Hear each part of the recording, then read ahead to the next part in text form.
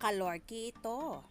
Jericho, Janine at Jody may showdown sa Lavender Fields.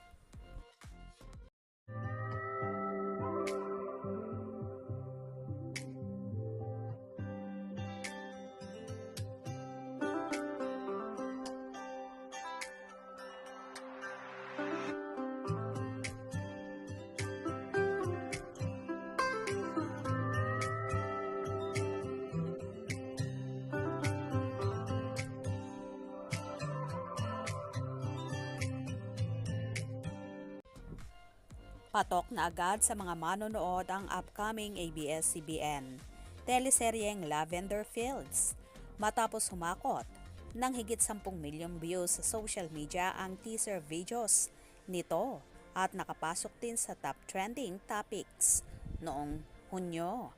Excited na ang netizens sa nila'y pasabog na acting showdown sa pangunguna ng mga bida nitong sina Julina Magdangal, Jericho Rosales, Janine Gutierrez at Jody Santa Maria, kasama ang Philippine drama icons na sina Albert Martinez, Edo Manzano at Maricel Soriano.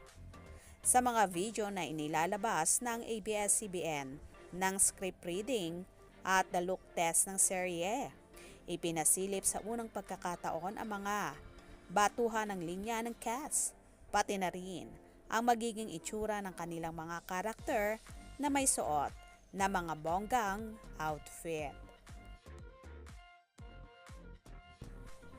Nakakatuwang experience ang first script reading because we didn't know what to expect.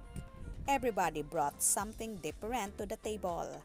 I am proud to be working with these brilliant actors who will breathe life to the characters that shape the story of Lavender Fields.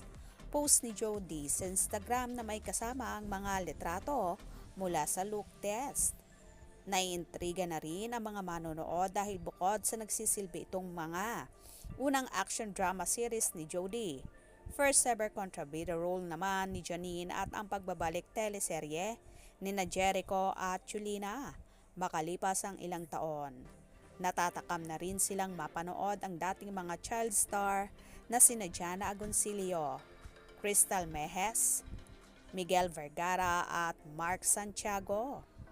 Kasama rin sa Lavender Fields sina Justin Luzares, Pamo Pamorada, Do Reyes, Bench Manalo, Chino Crab, Biboy Ramirez, Bernard Palangka at Lotlot de Leon. Ito ay sa ilalim ng direksyon ni na Emmanuel Q. Palo at Jojo Sagin. Paniguradong pang-world class na naman ang kalalabasan ng teleseryeng ito at talaga namang mga bigatin ang cast. Kaya naman tumutok at huwag na huwag pahuhuli sa mga maiinit na kaganapan. Mga ka-scoop, anong inyong magiging reaksyon sa bidyong ito? Comment below.